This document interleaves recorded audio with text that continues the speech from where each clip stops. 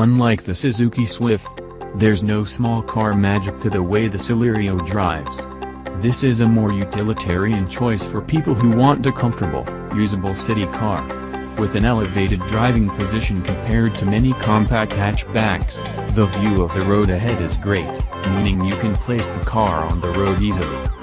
With 14-inch wheels and relatively high-profile tires, the low-speed ride around town is smooth, too.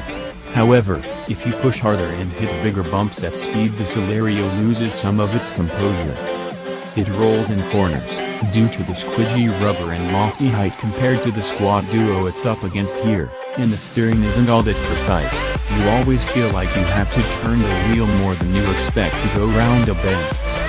There's lots of steering lock, though, which means the Suzuki has the smallest turning circle of the three, at 9.4 meters. Combined with the impressive all-round vision, the Celerio is simple to park and maneuver in tight spaces. With 67 bhp from its 1.0-liter petrol engine, its 0 to 62 miles per hour time is around 13 seconds and it has a top speed of 96 miles per hour. It isn't particularly punchy and it needs to be worked hard to get up to motorway speed, but around town it's nippy and responsive.